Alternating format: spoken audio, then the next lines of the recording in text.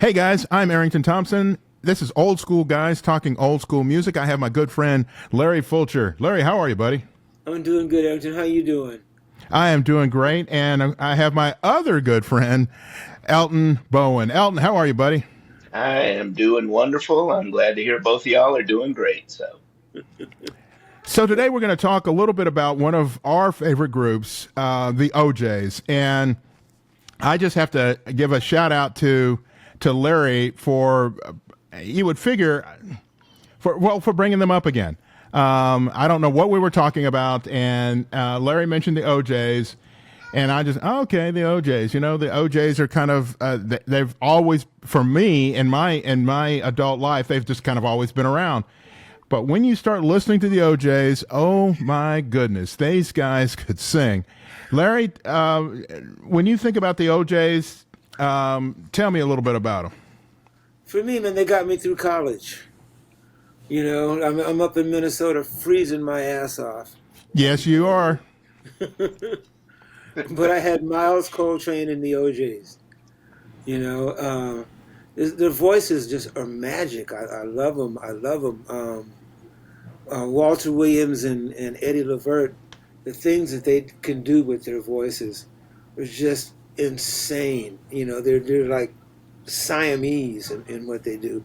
And they had Gamble and Huff writing the tunes, and one of the best studio bands ever, which was that the Philly International sound. They kept coming up with tune after tune after groove after groove. Yeah, man, those guys are in my heart. Elton, what are your thoughts on the OJs? well, they just you're right. Their voices, just the harmony, but kind of the introduction to the Philly sound, that just took it, to a whole nother level. That luckily they made Gamble and Huff popular, which in turn made them popular, which led to, Harold Melvin and Teddy and, Spinner and everybody else with that Philly sound. But yeah, I gotta say, when you said OJ's, I just had this personal thing where my mom wore out Backstabbers and what was the album with For the Love of Money? She just wore those albums out. I probably Yeah. heard those albums 2,000 times in my lifetime, so they are ingrained in my head. And I heard them that much, but I never got tired of them because it just seemed like there was always, look what they did with the melody there. Look where that string came from. Look at Yeah. listen to those horns there. It was just always something that I could latch on to love their music. So So let's start with I don't know. Since you mentioned Backstabbers, let's start with Backstabbers. We'll start with that one. So Backstabbers came out in 1972. That was the title of that album, Backstabbers, and this is the title tune.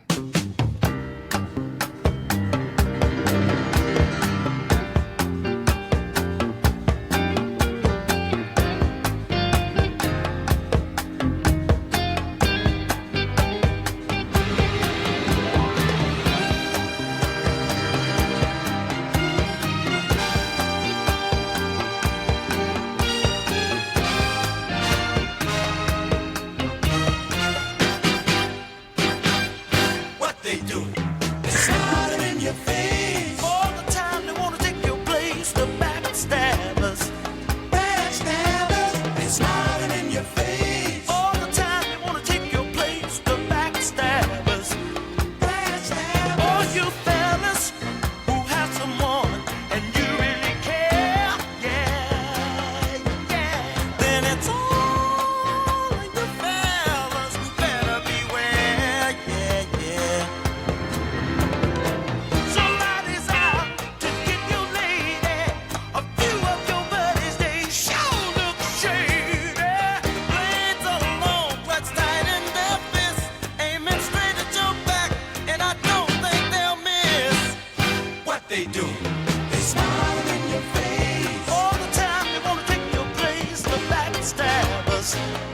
So, Larry, why don't we just start with the arrangement? Start with the arrangement first, because that is really, really rich. Love a duck. Man, there's so many things happening. You got this great octave guitar part. Well, first you got the bass part. Ronnie Baker. You know, I mean, as great as Jamerson was for Motown, Ronnie Baker was unheralded that good for the Philly guys. Earl Young on drums, who I give Earl, when I've told him this, I give him credit for disco, because some of the things that he did were the formulas. Some of his drum parts, man, like "The Love I Lost." That's Earl Harold Young. Melvin and the Blue Notes. Yeah, Right. but it's that band, and that drum beat became disco. You got something that sounds like horse clapping footsteps. You know, you got so many different. It's almost like listening to a cartoon soundtrack with those beautiful strings, and then they come in and start singing. Oh my gosh, the contrast of those two voices. You know, you got Walter singing, "Smile in your face." He's doing the bass. Then he'll come in and, "All of you fellas gonna be," you know what I mean? It's like, that's one human being. Give me a break. I can hear somebody else talk, because I'll run away with this talk. Yeah, that's all right. That's all right. Yeah, it's like I say, I had heard, I guess, similar music, but like I say, when this is, you know, Gamble and Huff's first, they said, you know, this is gonna be our sound, and we finally heard somebody that we think can be the front people for it, and we got our band, we got the right horns, we got the right strings, we got the right percussion, we got the right everything. And you know, I was reading how somebody was saying how, oh, this is an album it's produced, you know, they did. So I said, no, I mean, yeah, it was produced, but it was played. These folks are, you know, everybody out there is playing. This isn't like somebody went in a lab and made this album. You know, they had to come up with this in their head and put it together and make, you know, this. It was really, you know, a new sound, and like Larry said, it kind of led to disco, which, you know, took over, and it was amazing how much of a crossover hit this was, because, you know, if you just took out the voices, you know, it would be old soul music, and, you know, it would have stayed right there. But, you know, they took it and said, we're going to make this where everybody's going to like this. This is going to be a crossover hit. This isn't going to be we're not going to keep it in the soul box. We're going to make this a big hit. And they did. Errington, let me ask you, do you have there at your disposal a copy of One Night Affair? I don't have it easily available. Okay. All right. And if I play it, it won't sound worth boo-boo, right? No. It will sound exactly worth boo-boo. we were talking, there's 3 songs that the OJays did that kind of set up their formula. The first one was called One Night Affair. It was the same kind of arrangement set up into the vocal. And then on the same album, there's the third part of the trilogy, and that's 992 Arguments, which is very, very similar. All 3 tunes, I mean, you can tell it's the same writer, the same everything. But you're right. It set up that record label. So since we're talking about the OJays and what kind of propelled them into fame, let's go to their main tune. Their main tune, which like it or not, it's Love Train, and this was their crossover hit that really made them a household name. Let's listen to a piece of this.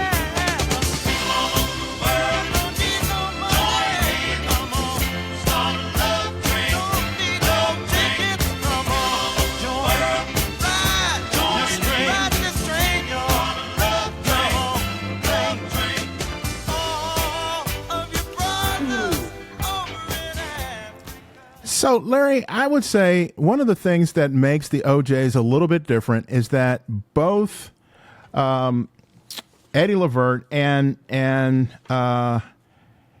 Walter Williams, they're able to both do some impromptu. It's not scat. Improvisation. And it just seems to work together as opposed to most groups. They only have one guy who does it, right? Go ahead. You go back to their childhood. Those guys grew up together. Same neighborhood, same church. So they've known together their whole lives. You know what the other guy eats, what he drinks, what he smells like. His whole history. His mom and them. Yep. And you can tell, like they feed off of each other so well. Like they've been having it's a conversation that you're being invited into between them. It's been going on forever, and you're lucky to be between those two voices in that conversation. Elton? Yeah, exactly. It must be. I can't. I was going to say something medical. Is there? There were some people that I work with, doing a surgery where I knew what they were going to do before they were doing. They knew what I was going to do.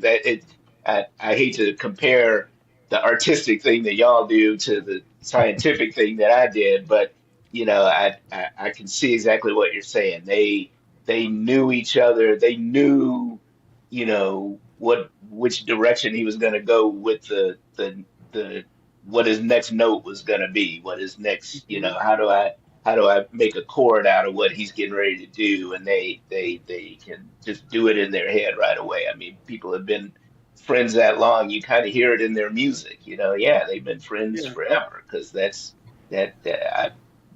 it sounds like they either spent an incredible number of time planning this out, or they just know each other so well that they can just do it. They hit the road and do it. So it's amazing. Yeah, those two guys have been together for over 50 years now.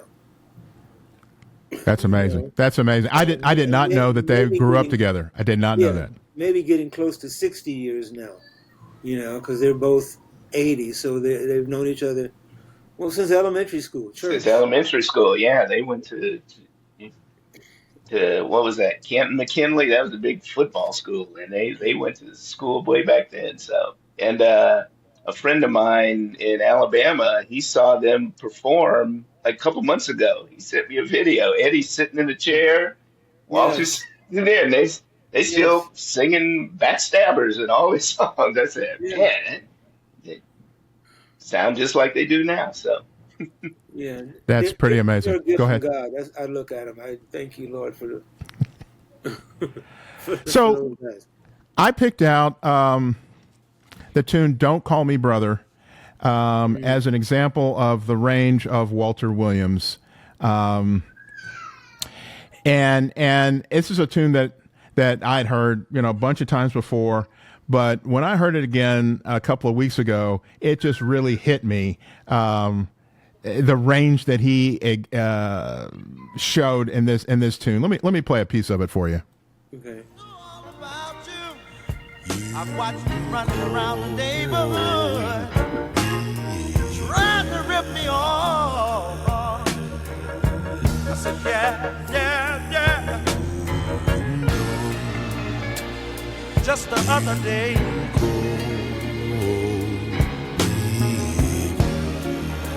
when I was hanging out down on the main drag, I went in to get me a small teeny weeny toddy for the evening, And when I come out, I came out, and I got a bad case of the blues when I saw my tires gone.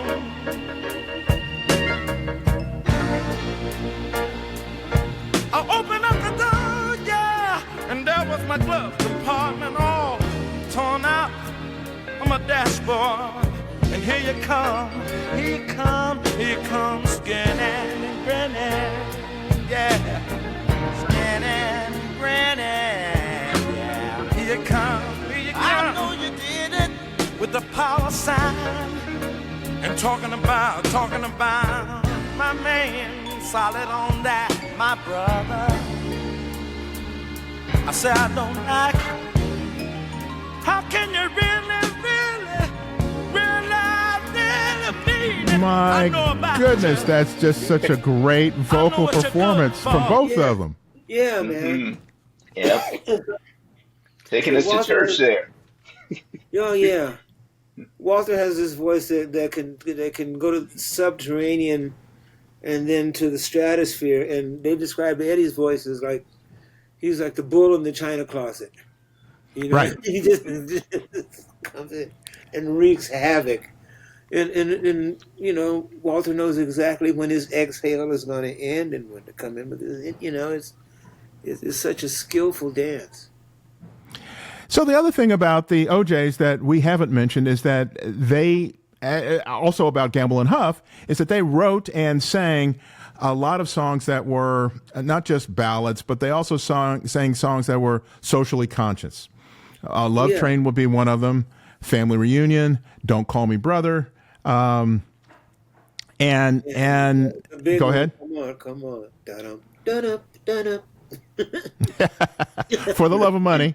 For the Love of Money. We had talked about For the Love. Well, let me just play a little bit of For the Love of Money because we'd already talked about it. But it's such a great tune. We've got to play a little bit of it, don't we? This is sick. Absolutely sick. And the thing that I think is really cool is that it's sick after 40 years. It's still sick. Thank you. Yep. Closer to 50s. Yep.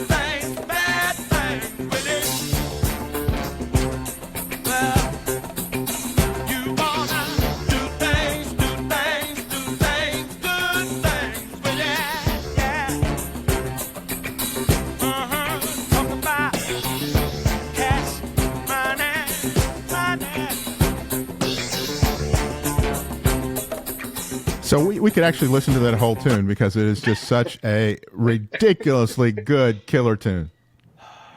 Isn't it? I mean, just a ridiculously good killer tune. Mm-hmm. So let's go ahead, Larry. Gamble and Huff decided they wanted like they got Ronnie Baker, who's a phenomenal bass player, all that Bad Luck and all the other stuff that he played, but they said specifically they wanted a younger sound, so they bring in this 19-year-old kid. And he just starts jamming. There is no tune. There is no title. There is no melody.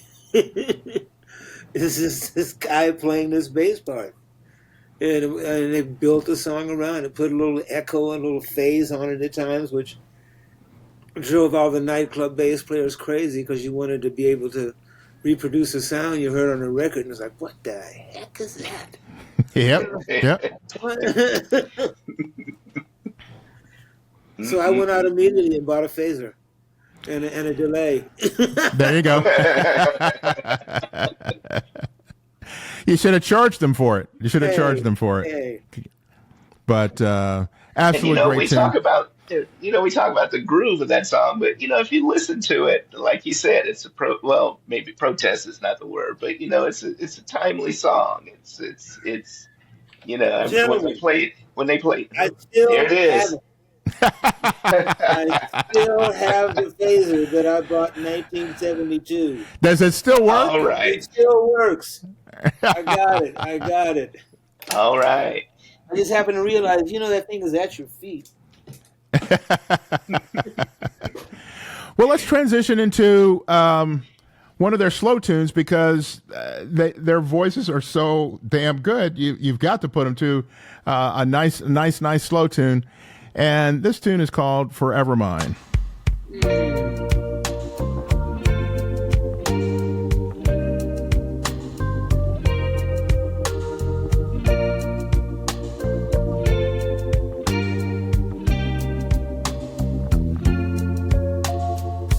Forever mine.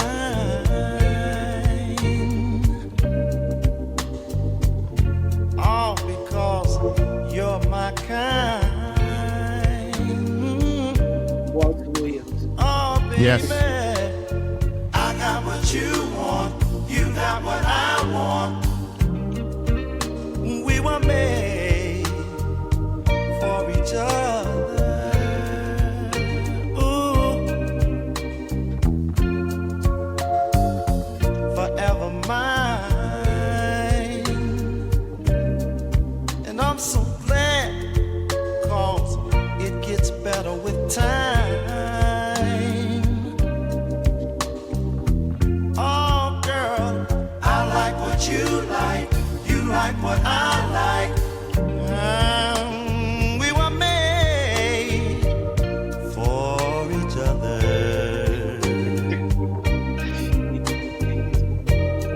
Oh, baby, you are that someone I've been hoping, I've been looking for all my days. Don't you ever think about leaving. This heart of mine would be grieving. Don't go. Stay.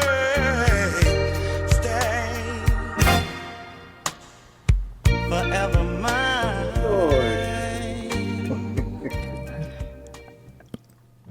So let's just talk about in the middle of that. I mean, you've got two great performances going back and forth, and then you've got William Powell who just kind of melds it all together, just kind of brings it all together. I don't know how his voice ties it together, but it seems like it does. He's the tenor. He's the part that never changes. I cannot think of one line I ever heard him sing solo, but he had the perfect blending voice for the studio and for them.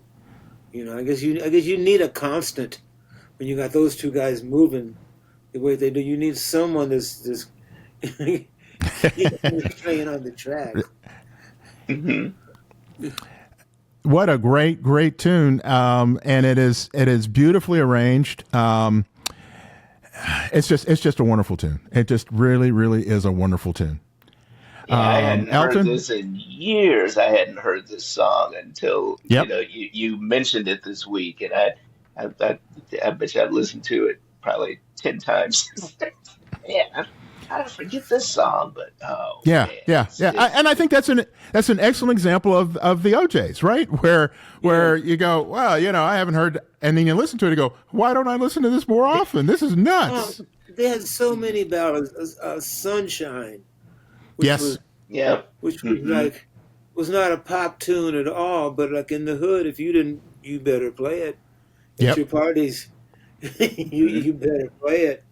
And oh my gosh. Oh, and that song, So my let's. mom used to sing, what was that song? Let Me Make Love to You. My mom would just, Yeah, I just mean, get, but, just the harmony on that one too. It was just, man, those guys can sing. That's all I can say. They can sing. they probably helped the nation's birth rate. With those ballads. Yes. Oh my gosh. So let's sum it up with their tune "Family Reunion," which it's not a slow tune, it's not a fast tune, but it's a great tune. Let's listen to that. And I think I've got it kind of in the middle here. It's so nice to see all the folks you love together, sitting and talking about all the things that's been going down. It's been a long, long time since we had a chance to get together. Nobody knows the next time we see each other, maybe years and years from now. Family reunion, got to have a family reunion. Family reunion, it's so nice to come together, to get together. I wish Grandma could see the whole family. I sure miss her face and a warm and tender embrace. And if Grandpa was here, I know he'd be smiling from ear to ear to see what he has done. All the offsprings from his daughters and sons. A family reunion, gonna have a family reunion. Ooh, family reunion. It's so nice There you go. to come together. There you go. To get together. Elton, start us off with family reunion. What are your thoughts? Yeah, this is like I say, and I keep bringing up my mom, but this was another one of her songs. She would play this, and I still, again, it was another one of those I hadn't listened to for a long time, but just the way that they bring their voices together, and what you said earlier, just Gamble and Huff just laid the tracks down perfect behind them for them to just get on the train and take us where we needed to go. I mean, they, that is a Philly sound right there. It's Yes, just yes. everything behind it. That's the kind of thing. Like I say, I grew up listening to that stuff 2,000 times, probably each one. So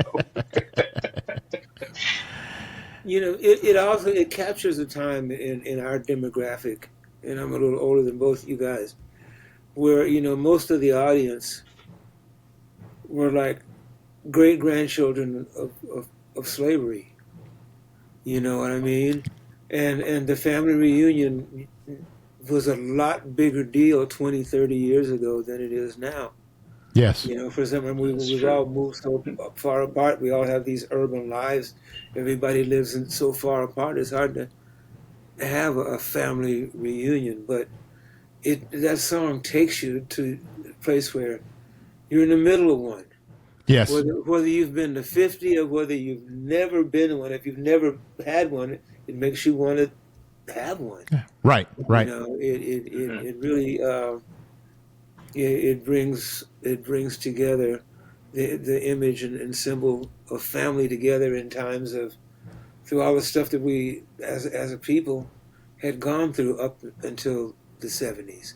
We'd gone through World War I, we'd gone through the Klan, segregation, Bull Connor, Martin Luther King, Jesse Jackson, H-Rap, we'd gone through all of that stuff, and it seemed like we had made some progress as a people, and economically and socially. So the idea of a family reunion is a bit romanticized by today's standards, 2025, but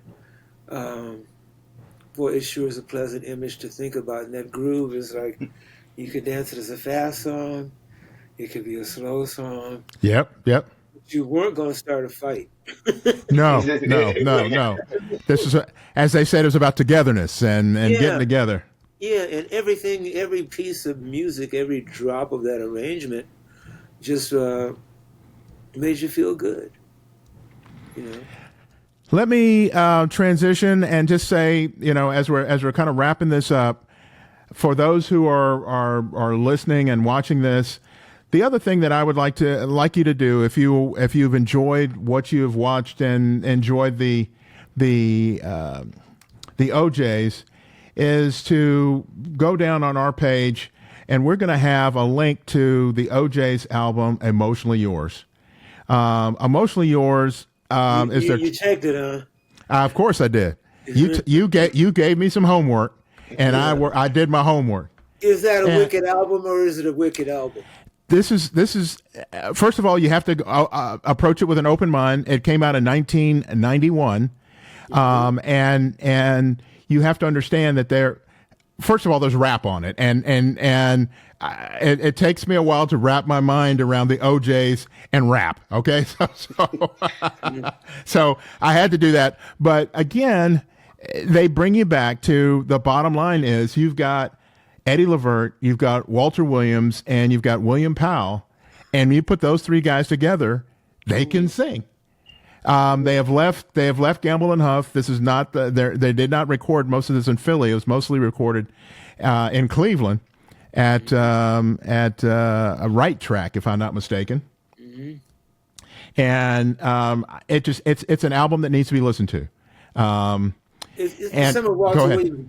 It's some of Walter's best vocals. I mean, he sings some tunes on there, man, that are just, oh my gosh, They're wicked. To quote you, they're wicked. They're wicked. They're wicked. Sounds like I got some homework, huh? The title tune, "Emotionally Yours," is a Bob Dylan song. And I heard Bob sing it because after I heard the OJays and I heard both versions, I was going, Bob Dylan didn't write this. Would you listen to what they did in their arrangement? You figure those guys could sing the Yellow Pages if Yellow Pages still existed. They could do anything and just make it a work of art. So, yeah, "Emotionally Yours." So let me just add that tune is so strong that there's two versions of that tune on this album. Yes. Not just the regular version, but then they have and they put on the album the gospel version. Yes. And it is it takes you to church. It takes you to church. It's wonderful. So good. It's just sick. And the pop version is wicked. It's badass. Pardon my language.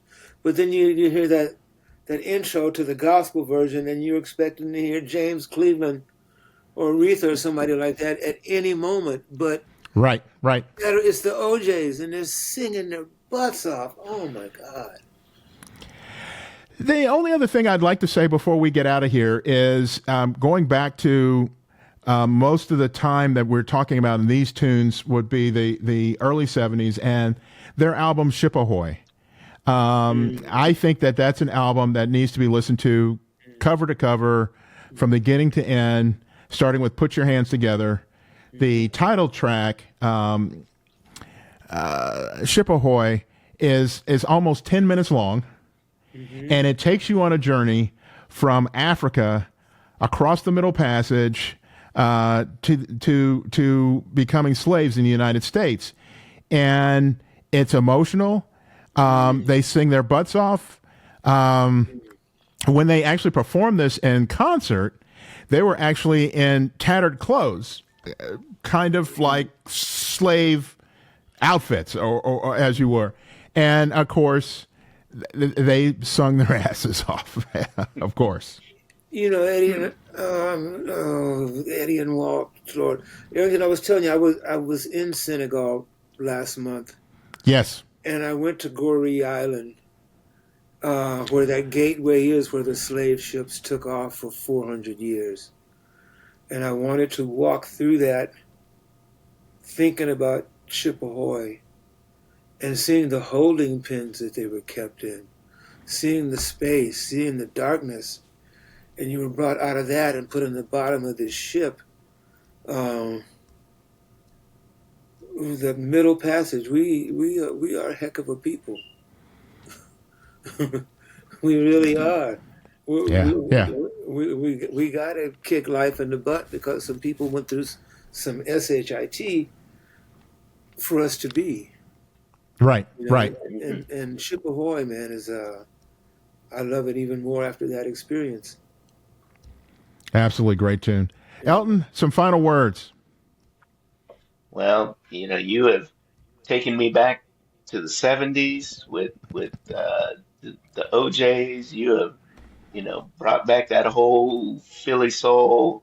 Just you started me with the OJays and just took me through the whole, you know, mid '80s right there, listening to them and everybody that they spawned after them and the Gamble and Huff and everything that they did. I mean, but I think none of all that would have happened if they hadn't had the voices that they had to produce the music that they did to make people want to listen to it and listen to more. So I appreciate you getting around to the OJs and inviting me in because that has brought up some memories this week. So Hey, I really appreciate it. Larry, any final thoughts? I'm just thinking what an honor it is for me to be here, dumbass musician sitting between two doctors who say I go out and play bass for a living. It's an honor to be with you two gentlemen. Thanks a lot for thanks for doing what you both do, what you have accomplished, and what you guys keep accomplishing. It's a lot of respect from me for both of you. Well, we appreciate you putting up with our thoughts on music. Our attempts to talk about music. So, So if your life depends on it, don't call me. Call these people. Guys, I'm Errington Thompson. He's Elton Bowen. He is two-time Grammy Award-winning bassist Larry Fulcher, and we're old school guys talking old school music. Please go to our website, oldschoolguys.net. Thank you so much.